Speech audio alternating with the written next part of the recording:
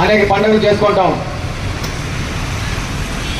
కొన్ని ప్రాంతాల్లో కొన్ని రకాల పండుగలు చేస్తారు, కొన్ని మతాల వారు కొన్ని రకాల పండుగలు చేస్తారు, కొన్ని జాతుల వారు కొన్ని రకాల పండుగలు చేస్తారు, కొన్ని దేశస్థితుల పండుగలు చేస్తారు.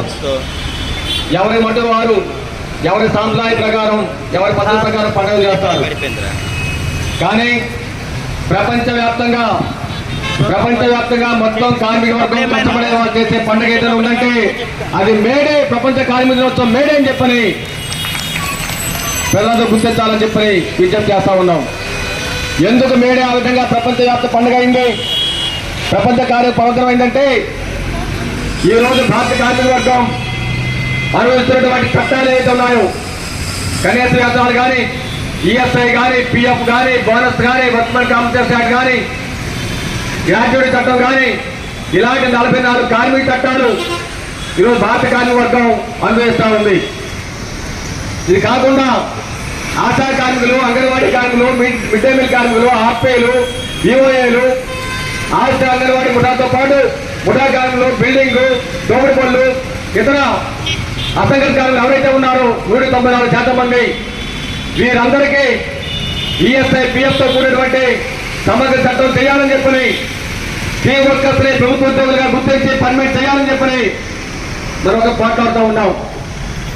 ఉన్న కార్మిక చట్టాలు యజమాని చట్టం అమలు చేయడం లేదు, అమలు చేయడం కోసం పూనుకుంటని చెప్పని ప్రభుత్వాన్ని ఒక పక్కన పోట్లాడుతుంటే కేంద్ర ప్రభుత్వం చేస్తున్నది ఏంటి?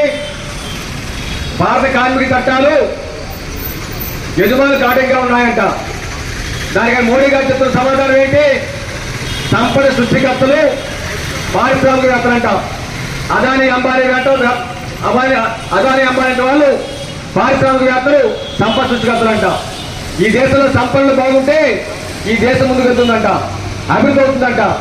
అందుకని ఈ కార్పొరేట్ తాలూకా లాభాలు పెంచేదాని కోసం, వీరు అభివృద్ధి అయ్యేదాని కోసం భారత కార్మిక చట్టాలు ఆటంకంగా ఉన్నాయని చెప్పని అనేక పోరాటాలు, త్యాగాలు చేసి సాధించినటువంటి 44 కార్మిక చట్టాల్లో 29 చట్టాలు తీసుకునేసి 4 ల్యాబ్ కోర్టుగా మార్చారు. వీడి లక్ష్యం ఏమిటి? కార్మికులు బానిసల్లా యజమాని కాళ్ళ కింద ఉండాలి, ఎప్పుడు రమ్మంటే డ్యూటీ రావాలి, ఎప్పుడు పొమ్మంటే పోవాలి, ఎప్పుడు జీతం తీసుకోవాలి, ఎంత జీతం తీసుకోవాలి. ఇది లేబర్ కోర్టు లక్ష్యం. అవన్నీ పర్మిట్ చేయాలి, మా ఉపాధి గ్యారెంటీ ఉండాలి, మా జీతాలు పెంచాలి, ఇటువంటి డిమాండ్ పెట్టడానికి వెళ్ళేది. అటువంటి పరిస్థితి లేకుండా ఉండడం కోసం ఈ రోజు ఉన్న చట్టాలని యజమాని వర్గంగా మార్చడం కోసం కేంద్రంలో మోడీ ప్రభుత్వం కూడుకుంది. ఈ చట్టాలను కాపాడి వీటి పటిష్టంగా అమలు చేసి కార్మికుల్ని, కార్మిక కుటుంబాలని అభివృద్ధి బాటలో పట్టించాల్సినటువంటి రాష్ట్రంలో టీడీపీ, జనతా, బీజేపీ కూటమి కూడా ఆ లేబర్ కోడ్స్ అమలు చేయడం కోసం రాష్ట్రంలో కోరుకుంటా ఉంది. అంతకంటే కార్మిక వర్గానికి దోహదం ఇంకోటి చెప్పి ప్రశ్నిస్తూ ఉన్నాం. అందుకని ఈ మేడే సందర్భంగా మనం ప్రతిజ్ఞ పొందుతున్నాం. అదేంటంటే మన పూర్వీకులు పోరాడి సాధించినటువంటి ఈ 44 కార్మిక చట్టాలను రక్షించుకుంటాం. ఎవరికైతే చట్టాల పనులు లేరు, ఆ చట్టాల పనులు లేనటువంటి వాళ్ళని వారికి చట్టాలు సాధించుకుంటాం, హక్కులు సాధించుకుంటాం. కార్మికులకు తీవ్ర హాని చేసేటువంటి లేబర్ కోడ్స్ ని రద్దు చేసుకుంటాం. దీంతో పాటు పేద గొప్ప తాతలు లేనటువంటి సమాజాన్ని భారతదేశంలో నెలకొల్పుతామని చెప్పి శబదాన్ని ఈ మేడే సందర్భంగా మన విశాఖపట్నం కార్యవర్గం పూర్తి చేస్తా ఉంది. అటువంటి త్యాగాలు మనం, అటువంటి పోరాటాన్ని మన భవిష్యత్తులో ఉద్యమాలు, ఆందోళనలు సిద్ధం కావాలని చెప్పి ఈ సందర్భంగా విజ్ఞప్తి చేస్తా ఉన్నాం.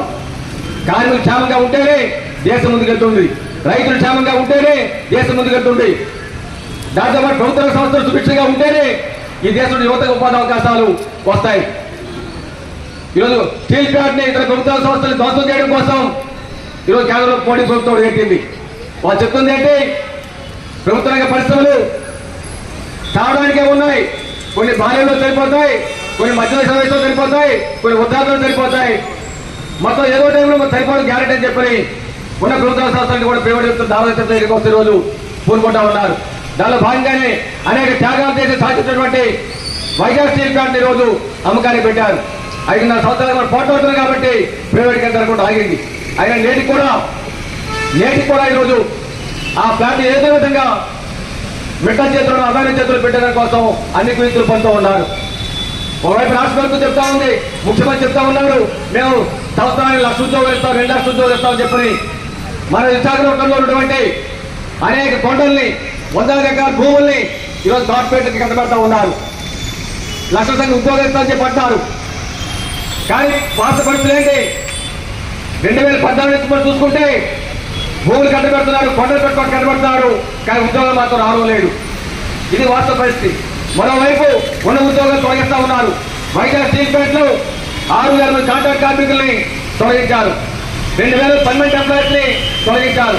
ఉన్న ఉద్యోగాలు తొలగించి కొత్త ఉద్యోగాలు కల్పిస్తామని చెప్పారంటే ఎవరు ఇస్తారో మనం చెప్పదలుచుకుందాం. కాబట్టి ప్రభుత్వాన్ని రక్షించుకోవడం కూడా మన బిడ్డ ఉద్యోగ తరాల ఉపాధి రక్షించుకోవాలి, విశాఖపట్నం అభివృద్ధి మనం రక్షించుకోవాలి. అలాగే వేరే సందర్భంగా ఈ సరదాలు కూడా పూనుకోవాల్సిన అవసరం ఉన్నది. కార్మిక వర్గాన్ని ఎవరి మట్టి వాళ్ళు తీర్చి కులాల వారిగా, మతాల వారిగా, భాష వారిగా, ప్రాంతాల వారిగా తీర్చి యజమాని సేవ చేయడం కోసం ఈరోజు కేంద్రంలో మోడీ ప్రభుత్వం అనుభవ సంస్థ ఆర్ఎస్ఎస్ ప్రయత్నం చేస్తూ ఉన్నాయి. ఆమె చేతుల ద్వారా అయితే డబ్బు కొట్టడం ద్వారా మనల్ని దోపిడీ చేయడం ద్వారా యజమాని సేవ చేయడం కోసం ఈరోజు పూనుకుంటూ ఉన్నారు. ఇటువంటి నేపథ్యంలో ప్రతి సంఘం, ఆ సంఘంలో ఉన్నటువంటి మొత్తం కార్మికులంతా ఐక్యతతో పాటు ఇతర కార్మికులు, కార్మిక సంఘాలు చేసే పోరాటాలు అందరూ ఒకే పాట మీద భుజం కలిపి మా రంగం వేరే, ఆటో కార్మిక వేరు కావచ్చు, ముఠా వేరు కావచ్చు, బిల్డింగ్ వేరు కావచ్చు, లేదా ఆర్పీ వేరు కావచ్చు, మా సంస్థ మీద ఐక్యంగా పోరాడుతూనే ఇతర కార్మికులు చేసే పోరాటాల్లో మేము కూడా భాగస్వాములు అవుతాం, భుజం కలుపుతాం. మా కార్యమంతా ఒకటే, మేమంతా కలిసి మా హక్కుల్ని, చట్టాలని కాపాడుకుంటాం. మా హక్కులు, మా చట్టాలు జోలికి వస్తే కాబట్టి సంగతి తెలుస్తామని చెప్పేదాని కోసం కూడా ఈ సందర్భంగా పోరాటం చేసి విజ్ఞప్తి చేస్తా ఉన్నాం. అలాగే చేయడం ద్వారా మన చట్టాలను ఎక్కలు కాపాడుకుందాం, రాబోయే కాలంలో ఒక్కసారి ముందుకెళ్దాం. ఆ విధంగా ఈ మేరస్ఫూర్తితో కార్యక్రమాలు శ్రీకారం చుట్టాలని చెప్పి మీ అందరూ విజ్ఞప్తి చేస్తా ఉన్నాం. దీంతో పాటు ఈ దేశ సంపద ప్రజలది, పరిశ్రమలు ప్రజలది, భూమి ప్రజలది, నీరు ప్రజలది, గాలి ప్రజలది. కానీ వీటన్నిటి మీద ఈరోజు అదాని, అంబానీ వంటి కార్పొరేట్ చేతులు అధికారులు కనపడతా ఉన్నారు. వారి చేతులు ఆస్తి పోగొట్టడం ఉంది. ఈ పరిస్థితి ఉన్నంతకాలం కార్మిక వర్గం తన పూర్తి సాధించలేదు. కాబట్టి ఈ దేశంలో దోపిడీ సమాజం పోవాలి. అందరికీ అన్ని సౌకర్యమైనటువంటి వాళ్ళు, ప్రతి ఒక్కరికి మంచి తిండి, మంచి బట్ట, మంచి ఇల్లు, మంచి వైద్యం, మంచి విద్య, మంచి ఉపాధి లభించేటువంటి, మంచి వాతావరణం లభించేటువంటి అటువంటి సమాజం భారతదేశంలో నెలకొల్పాల్సిన అవసరం ఉంటుంది. దాన్ని నెలకొల్పడం కోసం భారతదేశంలో ఉన్నటువంటి కార్మిక వర్గం దాన్ని నాయకత్వం వహించాల్సిన అవసరం ఉంటుంది. ఆ లక్ష్యాన్ని కూడా నెరవేరుస్తామని చెప్పని ఈ వేరే సంస్థల శబ్దం మనం చూస్తూ ఉన్నాం.